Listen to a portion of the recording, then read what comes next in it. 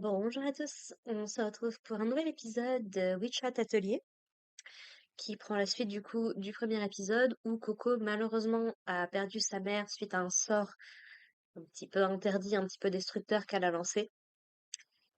Et je dois bien avouer que le problème que j'ai avec cette série pour l'instant, c'est plus que ça a pas l'air de tant affecter Coco. Elle a des petits moments dans cet épisode où on sent que ça la travaille, mais c'est vrai que globalement, elle prend plutôt la vie du bon côté, elle arrive à sourire, elle arrive à rire. Voilà, c'est juste un problème personnel que j'ai par rapport à ça. Mais sinon, c'était un bon épisode.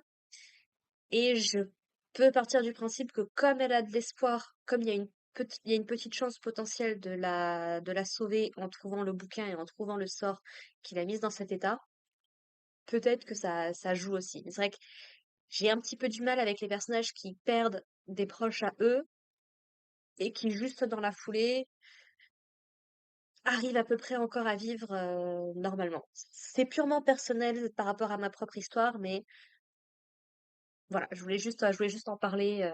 Je ne mentionnerai pas plus que ça le reste de la série. Sinon, ça mis à part, c'est un épisode très intéressant où on découvre du coup l'atelier dans lequel Coco va passer le plus clair de son temps à partir de maintenant, qui est du coup dirigé par Kefri, et également les trois apprentis qu'il a actuellement avec lui, qui pratiquent déjà la magie et qui vont avoir des réactions un petit peu différentes à la situation de Coco. Donc, on va avoir Tétia, qui est la première que Coco rencontre, qui est une jeune fille pleine de vie, qui la prend directement sous son aile, qui lui explique un petit peu comment les choses se passent ici, et qui adore qu'on la remercie. Donc, si vous la remerciez, elle va vous dire merci en retour, et ça peut durer comme ça pendant un moment. On va avoir Triss, qui elle est sur un côté un petit peu plus apathique, en tout cas dans sa voix, un petit peu moins quand même dans son comportement, qui est la deuxième fille du coup que Coco va rencontrer. Et on a enfin Agathe, qui est la... Comment est-ce que je pourrais dire ça? Qui est la personne avec laquelle Coco va partager sa chambre et son espace de travail, qui est un petit peu plus dure en apparence, qui n'hésite pas à dire à Coco les choses qui ne vont pas, mais qui, à mon avis, va s'adoucir un petit peu plus avec le temps. Je pense que c'est la relation qui va m'intéresser le plus entre ces trois filles par rapport à Coco. Parce que c'est celle qui demande souvent le plus de travail et qui peut montrer le plus d'affection de la part de l'autre. En tout cas, voilà, c'est comme ça que je perçois les choses. Donc, du coup, on a Kifri qui va donc donner un petit peu d'eau à Coco pour qu'elle puisse se débarbouiller un petit peu le visage, en utilisant un sort par rapport à l'eau qui crée une espèce de bulle d'eau, en fait, en apesanteur. Et Tétia va lui expliquer qu'en fait, il suffit juste de pencher un petit peu la coupelle sur laquelle se repose la bulle pour récupérer un petit peu d'eau et après, tu peux en faire un petit peu ce que tu veux. Mon actrice de son côté, donc, qui a apporté son matériel d'écriture, peut-être pour le laver, même, c'est pas très clair ce qu'elle faisait avec. Et donc, suite à ça, en comprenant que Coco bah, n'est pas vraiment débutante, n'a pas la même situation qu'elle, on sent que ça va jeter un petit peu un froid, puisque du coup, on appelle les personnes comme Coco des ignorants, c'est-à-dire des gens qui ont lancé un sort interdit, et en général qui a des conséquences assez désastreuses, et qui du coup ont été autorisés à garder leurs souvenirs par rapport à la magie, et qui peuvent ensuite devenir des apprentis. Ce qui va notamment poser un problème à Agathe, puisque on comprend avec elle que d'habitude, ceux qui veulent devenir des apprentis ont une longue période d'apprentissage en amont, passent un examen avant de pouvoir devenir apprenti et ensuite d'être choisi comme disciple par, j'imagine, quelqu'un du grade de Kifri, qui lui, pour le coup, on n'a pas plus de détails, mais qui doit être un mage entre guillemets de rang supérieur. Donc voilà, ça pose un petit peu de problème à tout le monde. Mais voilà, Coco, elle a l'envie d'apprendre, elle veut sauver sa mère, et de toute façon, la magie est un truc qui l'intéressait même à la base. Donc elle est prête à se donner à fond pour obtenir les meilleurs résultats possibles. Donc Kifri va nous expliquer un petit peu à quoi sert la magie. Donc la plupart du temps, ça sert surtout à enchanter des objets, par exemple des lampes ou des trucs d'eau, voire des fenêtres. Donc il va nous montrer par exemple euh, une espèce de fenêtre qui a plein de signaux dessinés dessus, et en tournant un petit peu les différentes parties de la fenêtre, ça te permet de voir d'autres parties du monde, a priori, et notamment, ça sert également de portail, donc ça permet de traverser la fenêtre et de se rendre sur le lieu qui nous est présenté. Il va notamment nous montrer la tour bibliothèque, je crois que c'est comme ça qu'il l'a appelé, qui recense globalement tous les bouquins de magie qui ont pu être un jour écrits. Ce qui suppose donc que le livre que Coco avait se trouve probablement là-bas, et donc Coco aimerait y aller tout de suite, mais Kifli lui explique que, bah, en fait, c'est pas à la portée de tout le monde, faut avoir passé un examen et être capable, voilà, de montrer qu'on gère à peu près la magie. Et donc, c'est pour ça qu'il veut l'initier à la magie, pour qu'elle puisse du coup avoir accès, on suppose en tout cas que c'est ça le but ultime, avoir accès à cette bibliothèque et retrouver le livre en question. Alors, là où ça commence à devenir un petit peu particulier, on va dire, c'est que Kifri donc s'adresse à quelqu'un à travers une espèce de petite montre qu'il a. Donc quelqu'un qui apparemment l'a autorisé à prendre Coco comme apprenti. Donc ça doit être quelqu'un qui est au-dessus de Kifri. Et il parle notamment du bouquin. Et en fait, la scène est présentée de telle façon que ça donne un côté plus sombre, plus suspicieux à Kifri. C'est un sentiment que j'ai de toute façon depuis l'épisode 1, mais je ne sais... Voilà, même si j'adore le personnage, même s'il est super prévenant, que ça a l'air d'être un bon professeur et autres, j'ai toujours dans un petit coin de ma tête, est-ce qu'on peut lui faire confiance à 100%? Quel est son but? Et voilà, est-ce qu'il va rester un personnage de notre côté jusqu'au bout ou pas? Ça, bah, on verra bien en découvrant la série petit à petit. J'ai également ce sentiment-là, puisqu'il va nous expliquer un petit... il va faire du coup une leçon à Coco qui va ensuite nous réciter ce qu'elle a appris. Il existe donc 4 types de magie: feu, eau, vent et lumière. Ce qui m'a un petit peu surpris parce que en général, on se base plutôt sur les 4 éléments, donc ça m'étonne un peu que la terre ne soit pas là. Et on peut par contre rajouter obscurité et lumière. C'est un petit peu les éléments principaux dans n'importe quel type de système de magie standard. Après, on peut rajouter plein d'autres éléments, que ce soit du bois, du métal. Après, on peut vraiment partir dans tout et n'importe quoi. Mais c'est vrai que pour un système magique de base, avoir la lumière en élément principal avec les trois autres, ça me surprend un petit peu. Je serais curieuse de voir comment ça va être utilisé pour le coup. Et est-ce qu'on aura peut-être des choses qui ne sont pas... Enfin voilà, très curieuse de savoir comment fonctionne la magie dans cet univers-là.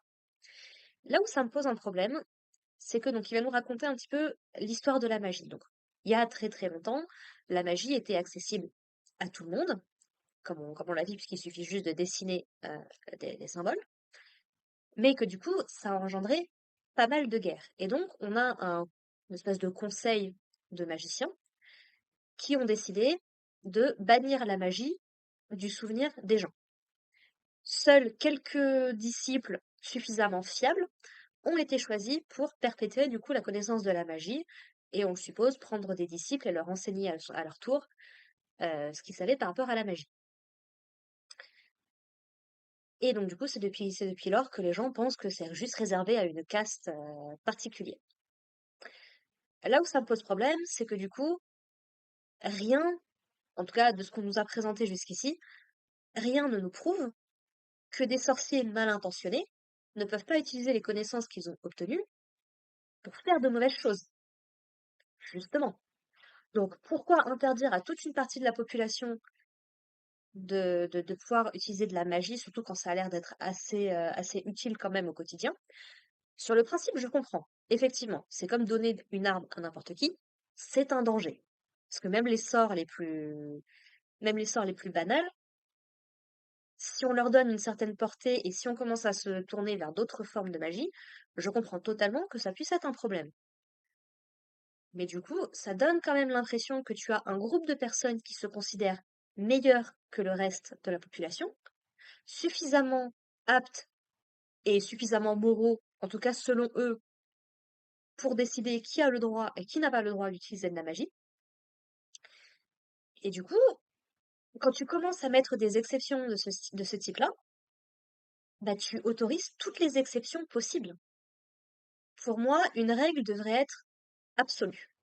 C'est pour ça que, par exemple, les règles de français, toujours trouvé ça débile parce que on te dit, il y a une règle, Mais vas-y, tiens, retiens la liste des 10 mots qui sont une exception. Pour moi, quand une règle a des exceptions, c'est que la règle a un problème. Une règle qui tient la route ne devrait pas avoir d'exception. Sinon, c'est qu'il y a un problème dans la formation de la règle à la base. Et surtout, c'est globalement comme la morale. Pour moi, l'exemple que j'aime beaucoup prendre, c'est le mensonge.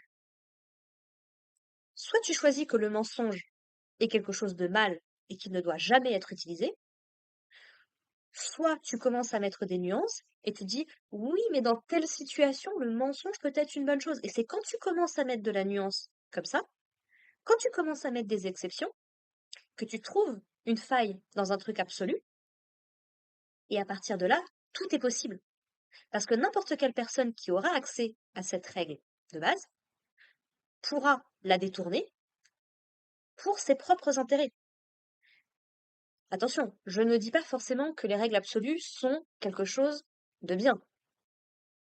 Mais quand tu veux encadrer un système avec des règles, tu ne peux pas t'autoriser à t'en détourner. Parce que sinon, tu laisses la possibilité à n'importe qui de la détourner. Et on voit bien que ça peut avoir des conséquences. Il suffit de regarder le monde dans lequel on vit. Ça peut avoir des conséquences dramatiques. Donc déjà, ça me pose un petit peu problème. D'autant plus que Kefri nous précise que on considère que les sorts interdits, c'est tous les sorts qui peuvent altérer la condition humaine. Il nous parle de trucs, voilà, que ce soit, qu'est-ce qu'il nous cite comme exemple? Hum, Tout ce qui peut faire du mal à quelqu'un, par exemple, et on peut comprendre que ce soit effectivement un problème. Mais il nous cite également le soin. J'ai du mal à comprendre pourquoi est-ce que des sorts de soins seraient considérés comme des sorts interdits. Et là où ça me pose d'autant plus problème, c'est il nous dit que, alors on a mis une exception, par contre, c'est effacer les souvenirs de quelqu'un, qui nous est présenté comme cette façon de préserver la magie et de laisser les gens qui n'en sont pas dignes, globalement, hein, de ne pas utiliser de la magie et d'avoir complètement oublié tout ça. Mais encore une fois, quand tu commences à dire il y a des sorts interdits, sauf celui-là parce que ça nous arrange bien dans notre système, pourquoi est-ce qu'il y aurait que celui-là qui pourrait être une exception? Pourquoi est-ce qu'on pourrait pas justifier qu'il y ait des sorts qui changent les gens, physiques, mentales, tout ce que tu veux? Pourquoi est-ce que certains ne pourraient pas être utilisés? Encore une fois, pourquoi est-ce qu'il nous cite les sorts de soins dans les sorts qui sont considérés comme interdits? Surtout si ça peut améliorer le quotidien des gens. Donc, voilà, ça fait partie des trucs, moi, que j'aime bien questionner. Parce que, en général, quand on me présente un truc comme étant bien, j'aime bien réfléchir, est-ce qu'il n'y a pas des failles dans le système? Parce que, en général, un bon auteur saura utiliser les failles mises en place par son univers pour potentiellement les questionner et peut-être apporter des nuances de gré. Je ne sais pas du tout si c'est ce genre de série, mais moi, en tout cas, je vais me poser des questions. Vu les règles que tu m'as établies, je vais me poser des questions. Et je vais remettre en question la fiabilité, la légitimité de ce que tu me proposes. Voilà. Et donc, du coup, donc on va avoir Kifri qui va enseigner un petit peu différents signes à Coco et qui va lui montrer, par exemple, que bah, le premier sort qu'elle a fait, bah, le problème, s'il s'active pas, c'est par exemple parce qu'elle n'a pas fermé son cercle. Puisqu'elle nous dit, donc, il y a trois éléments importants à un sort. Il y a l'emblème central qui détermine du coup l'élément du sort, donc eau, vent, feu et lumière. Et également, en fonction, ensuite, il y a des flèches autour du symbole central qui, du coup, déterminent la direction, la grandeur, bref, plein de petites caractéristiques d'un sort. Et enfin, le cercle permet de le fermer. Ça me rappelle un petit peu Fullmetal Alchemist, parce il y avait aussi ce côté cercle pour compléter un sort. Et donc, l'un des principaux problèmes de Coco qu'on avait déjà vu dans l'épisode 1 quand elle s'était entraînée à faire son sort, c'est notamment que son cercle n'était pas fermé. Bon, elle est un petit peu tremblante et tout, et Kifri lui dit t'inquiète pas, c'est normal, c'est un outil que t'as pas l'habitude d'utiliser, c'est normal que tu sois un petit peu hésitante et que tes mains elles tremblent. Il n'y a pas de souci, t'inquiète pas. Et effectivement, moi je sais que par exemple, la première fois que j'ai appris à faire du tricot, c'était une catastrophe. Aujourd'hui, ça va beaucoup mieux. Je suis en train d'essayer d'apprendre le crochet, mais je veux vous dire, je galère. Je galère comme c'est pas permis. Bref. Et donc elle va lancer un premier sort qui est un sort d'eau et en fait, c'est un sort qui va directement se lancer en direction d'Agathe qui était elle-même en train de faire des sorts, des machins Mais du coup, elle va lui dire: «Non, vous inquiétez pas, tout va bien». Et elle va prendre sur elle, du coup, pour regarder le pentacle qu'a tracé Coco et pointer son erreur. Par exemple, il y a une des flèches qu'elle a fait plus grande que les autres, et du coup, ça a créé un manque d'équilibre dans son sort, qui est parti dans la direction de la flèche qui était la plus grande, et donc c'est quelque chose sur lequel il faut travailler. On a Kifri ensuite qui va devoir s'absenter quelques jours, du coup, parce qu'il doit se rendre à l'Académie des Mages pendant quelques jours, et du coup, il confie Coco dans les soins de Agathe, qui, comme on le voit, du coup, bah, elle a une apparence assez dure, un extérieur assez froid, mais elle est capable d'aider quelqu'un qu'elle n'estime pas forcément étant à la hauteur, corriger ses erreurs pour qu'elle s'améliore. Donc, encore une fois, un personnage plus sympathique que ce qu'on pourrait croire au premier abord. Et du coup, qui décide de faire passer un test à Coco pour voir si elle a vraiment les compétences pour devenir disciple de Kifri et travailler avec elle, quoi. Voilà. Et c'est là-dessus, du coup, que se termine cet épisode. Donc ouais, non, franchement, il était plutôt sympa. J'ai encore une fois très très hâte d'en voir plus. Et je ne regrette pas d'avoir choisi de suivre WeChat Atelier cette saison. Vraiment pas. Voilà. Eh bien écoutez, n'hésitez pas à me dire vous ce que vous en avez pensé dans les commentaires. On se retrouve nous la semaine prochaine pour parler de l'épisode 3. Portez-vous bien, prenez soin de vous, prenez soin de vos proches, et puis à la prochaine. Allez, bye les gens.